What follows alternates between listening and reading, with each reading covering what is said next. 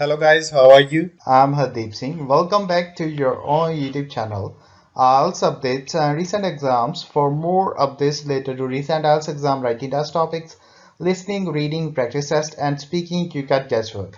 Please guys participate in everyday listening and reading practice test to achieve your desired band score in your actual IELTS exam. Please hit the like and subscribe button. Press the bell icon for the upcoming notifications. Don't forget like, subscribe and share my YouTube channel and my Facebook page, IELTS updates and recent exams. Part 1. First, you have some time to look at questions 1 to 7.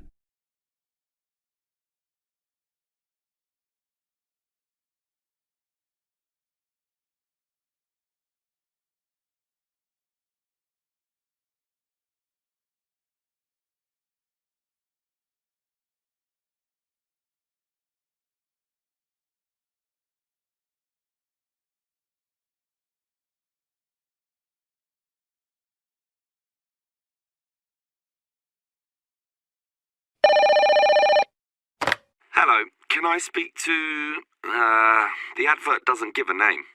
Well, the name is Bob, and I guess this call is about the car I'm selling, right? Yes, my name's Francis, and I'm definitely interested. You'll like my car then. Clean, neat, nice. What sort is it? Oh, the original model was called an Echo. You know, like the echo a sound can make. But then they changed the name to Yaris just before I bought it. Yaris. I don't know why. I liked the old name, and it's the same car, but that's what it's called. So, what's the colour? The ad says it's cream-coloured. Like cream, then? Yeah, well, it's more of a yellow colour, actually. Not cream. No, I don't know why I said that. It's like a canary, and small like one, too. So, what about the power? How many cylinders does it have? 4 or 6? My brother has a 6-cylinder car and says it's very powerful. Well, this one's 4 only, but I find it fine for city driving. As long as you don't intend to drive this car interstate or across the country, it does the job fine. That's okay. I just want the car basically for commuting to work and maybe some weekend trips. Is it 2-door or 4-door? I suppose it's not 4-door. The car's too small for that, right? Right, just 2 doors, as you say. The front seat bends forward to allow entry into the rear. That's fine by me. This car is just for my girlfriend and I anyway. What about accessories? Radio, CD player, anything else? Does it have an air conditioner? Well, no, it doesn't, but I don't find that a problem. I just open the window. I mean, if you really want, you can pay to have an AC installed. Basically, the only additional feature this car has is a radio, but it's still a great deal. That depends on the price. You say you want $12,800, right? Yep, about that. Well, obviously you expect the price to be reduced to an even figure, right? Well, I don't know. $12,000. 12,500 maybe. If you can lower it a bit, I'll come and have a look, okay? Okay. Let's say $12,400, but I won't lower it any more than that. Certainly not to $12,000. Well, if I can get that better price, I may come over this afternoon. But what year is this car? How old is it? My brother's got a 12-year-old car and it's showing problems. Well, my car was brand new only 3 years ago, but it still looks like it's only been 1 year on the road. Okay, that sounds good. Before you hear the rest of the conversation, you have some time to look at questions 8 to 10.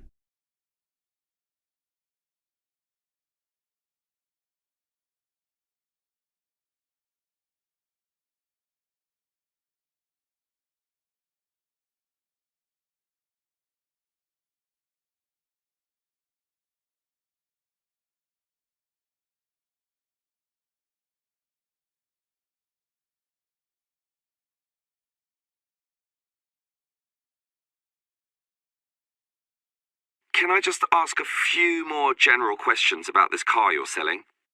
Sure. Can you just tell me why you think it's such a good deal? Of course, I won't necessarily believe you, but just tell me what you think. You can believe me. I honestly think this is a nice car, well worth buying at the price I'm asking. How much registration does it have left? To be honest, not so much, but I think having lots of registration is irrelevant. It's the car you're paying for, the quality and advantages of the engine itself. Well, what about that then? Okay, many people like to accelerate down the freeways, right? There are a lot of speed demons out there who think quickness is all that matters, but basically, people are mostly trapped in city traffic. So one of the things I like is that because this car is small, you can put it anywhere. Say you're in the city wanting to duck into a shop. Well, you can fit this car in any little space while you go shopping or do other things, and that saves you a lot of time. Yeah, but it's not that powerful, right? Oh, sure, the feel of a smoothly purring 6-cylinder engine attracts many people, but I compare my car to those small football players with the tight turning circles, those who can run rings around the larger players. This car is like that. It can turn this way and that way, dodge here, duck in there, sneak around corners, squeeze ahead and grab a position. That's also very useful when travelling in city traffic. Okay, I'll think about it. Sure, think about it, but all these advantages are sound and appeal to other buyers as well. No one holds the same car forever, so you can say exactly the same things that I just said when you want to sell the car. That will make it very easy for you to pass this car on to the next buyer. Yeah, maybe you're right. That is the end of part 1. You now have half a minute to check your answers.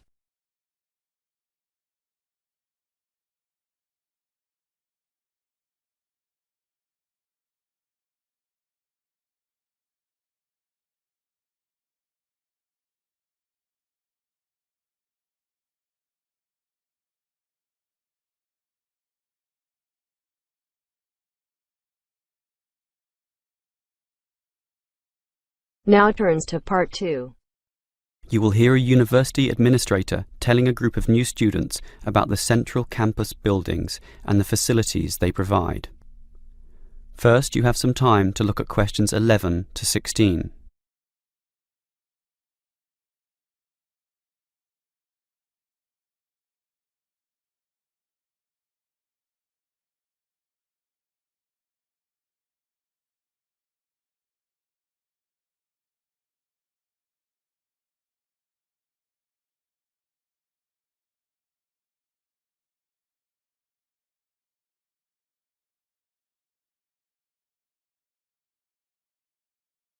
Welcome everyone to the Brandon Complex, the geographical and we could say spiritual heart of this university.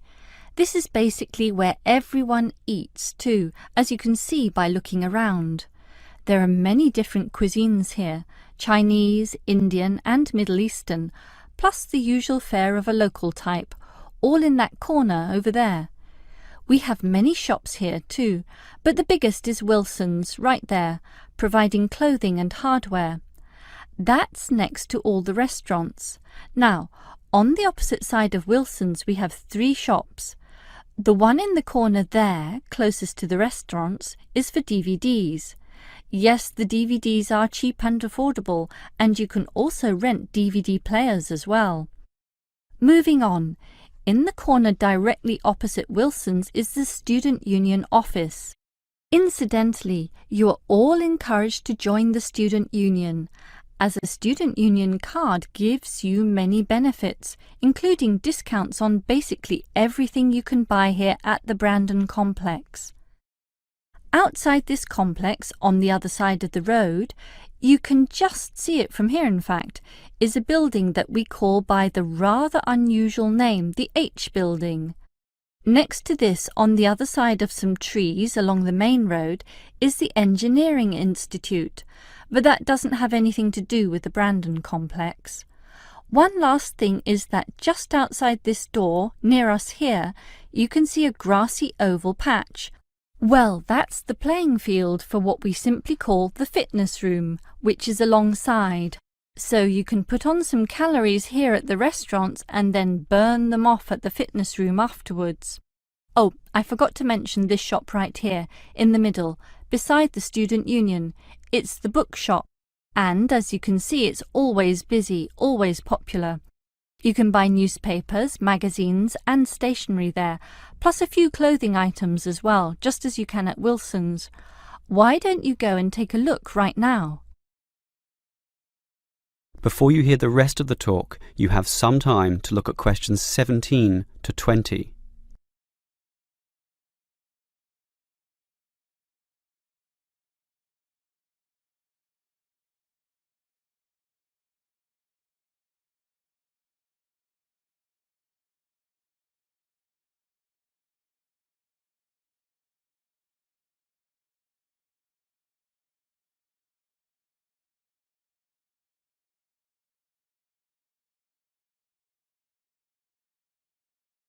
Now, I'd like to tell you a bit more about one of the buildings here, namely the H building. Despite its bland name, you might be interested in what goes on there. It is our main recreational centre, with halls, offices and space available for a variety of activities, mostly for those who want to get fit. For example, if you're interested in yoga, you're in luck, since 4 days a week there are free yoga classes. They have several levels, so if you're a beginner, you'd have to start with that. You can check the schedules on the wall there. Yoga used to be at night, but now it's in the mornings, but not on Wednesdays. Along those same lines, there's aerobic dancing in the afternoon. This shares the same room as the badminton games, which are on Mondays, Wednesdays and Fridays. The aerobics are on the alternate days, Tuesdays and Thursdays, and it's not restricted at all. Everyone is welcome to join, although the instructor may divide you up, of course, according to ability. And, just to show how diverse the H building is, there's even some spiritual solace available there, inside the multi-denominational prayer centre, with individual booths and a variety of holy scriptures and texts available to read from all the major religions of the world. That's open all day over the weekend, but not at night time, when the rooms are for private booking. Finally, for those of you of a cerebral nature, the University Chess Club operates at night. That's open from 8 p.m. every... is it Wednesday or Monday? No, sorry, Friday. And I think it closes at about 11:30 p.m. So, there's something for everyone in the H building. That is the end of part 2. You now have half a minute to check your answers.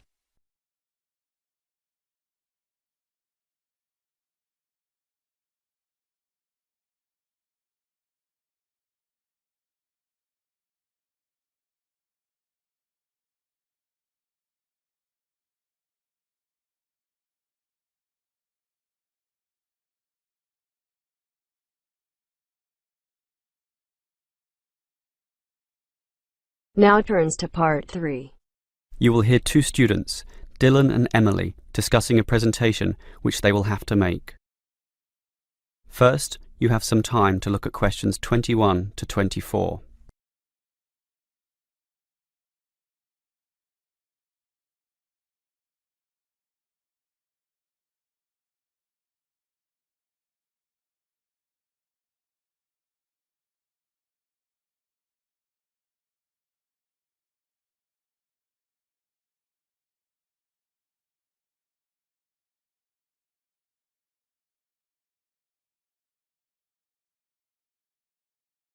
Okay, Emily, as you know, we've got to do this presentation together.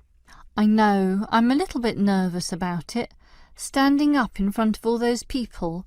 And what if the presentation fails? What if... Don't worry, I've been reading a book about giving effective presentations. It's not that hard, but the way to do it is certainly not always obvious either.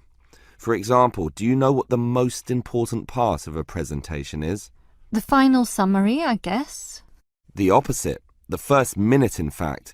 The theory says that first minute is when you win or lose the audience. If you lose them at that point, you'll probably never get them back. So that's why you need a hook. A hook? You mean like when you catch fish? Yes, I mean, not exactly, but yes, we want to catch the audience, right? So we need to start in a way which wakes them up, gets them interested, and makes them watch us. I see. Basically, no matter how good our presentation is, if the message doesn't get across, the presentation fails. So we need to give a fact which really amazes them, or an interesting story, or pose a dilemma which makes them think, something they can really puzzle over. It's better if this is related to the subject, of course, something to do with management in our case. So that's the hook. That's right. From then on, we'll just follow the basic advice. Like what? Like, talk to your audience, as equals. Don't talk down to them or up to them. They're just the same as us, right? You're right, Some of the best presentations I've ever seen sounded just like conversations. Exactly. And what else made them good? Well, the speakers sort of involved me in the topic and issues under discussion by asking questions, by referring to me, by saying you, and, well, basically they were interesting. And they're exactly the tips we'll follow too. It should be fine. Before you hear the rest of the conversation, you have some time to look at questions 25 to 30.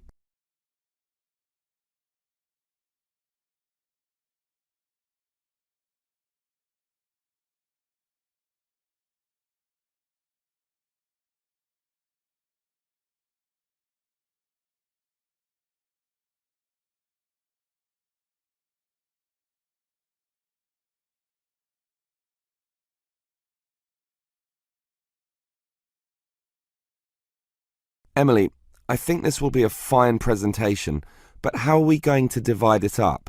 For example, who's going to open it, you or me? Well, I think you have a very natural style, so you should start. This talk has 5 main parts, so you can introduce it and then do part 1. That's the historical context or background to the issue. Yes, then I'll do part 2 about current views. You do part 3 and I'll do part 4, leaving both of us to handle the question time. I'm okay with that. In part 1, I'll probably speak at length about Hoffman's theory, about management styles, and compare differences in culture in relation to the style of management used. That sounds good. Those differences are important and certainly relevant to the current times. Hoffman makes some excellent points too on this issue.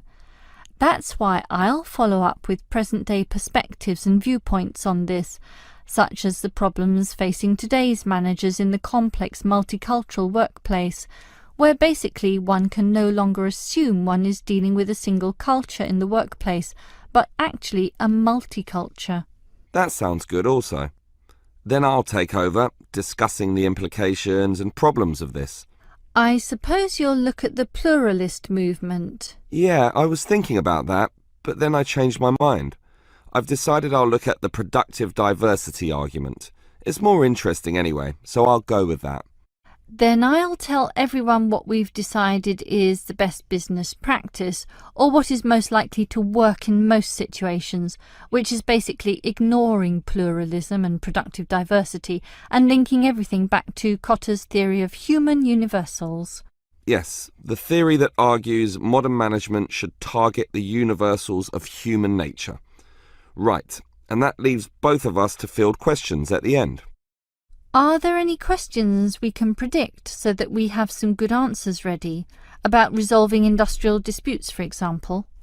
Well, I'd say that industrial democracy usually surprises people, so we should expect a lot of questions about that. Yes, the theory is that it increases productivity and reduces industrial delays. And results in better decision-making, but that's all theory. Most people would think that industrial democracy is just about unworkable in practice, so let's be ready to explore that issue in some depth, as well as any other related topics, okay? Okay.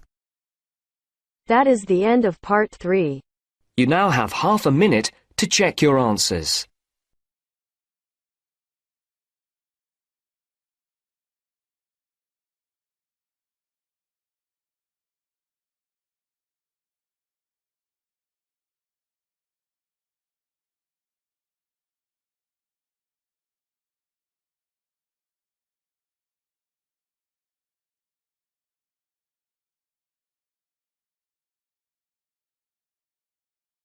Now turns to part 4. You will hear a lecturer discussing the possibility of creating nuclear fusion. First, you have some time to look at questions 31 to 40.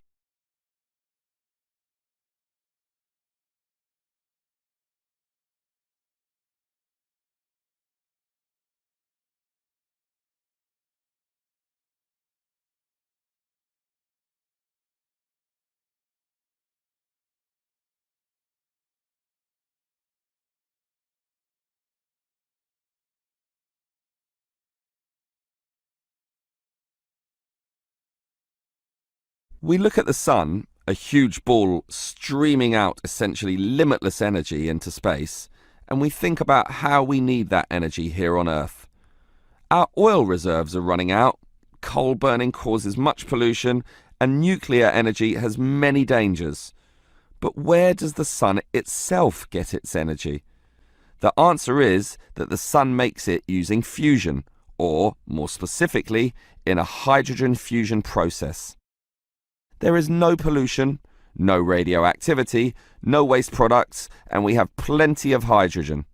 So, hydrogen fusion seems the perfect answer to our energy needs, and scientists have long attempted to achieve it here on Earth. So what happens during this process? The first step is to make two light atomic particles approach. In the case of our sun, these are hydrogen particles, the lightest and also the easiest to deal with. However, the problem is that the nuclei of atoms have electric fields, and fusion between these particles is opposed by their similar electric charge. They most naturally repel each other, and the nuclei of all elements are exactly the same in this respect. Thus, in order to overcome this repulsion and force them together, in the second step, the particles are heated. The trouble is, you need a lot of heat, incredible temperatures of the sort only seen on the surface of the sun. This is many millions of degrees, far higher than the melting point of any known material.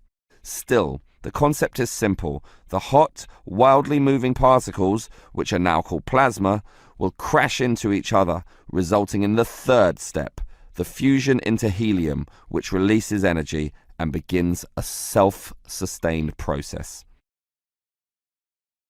So, we know how fusion works. Thus, the big question is, can we create it here on Earth? We actually have the technology to superheat hydrogen into plasma, but no container on Earth can deal with those temperatures. Thus, we need to confine this superheated material so that it doesn't touch anything. For that, we need a special reactor, and most research has focused on an apparatus known as a tokamak system. That's Tokamak, an acronym from some Russian words meaning toroidal chamber with magnetic field. It's an apt name, since a very powerful magnetic field is used to confine and suspend the super hot plasma in the air so that it doesn't touch anything. This is possible only because this plasma has an electric charge, which interacts with the magnetic field. Of course, the walls of the fusion vessel will still get hot, very hot, and to avoid being melted, they must be cooled with a cryogenic system to intensely low temperatures. But now we are faced with the second problem.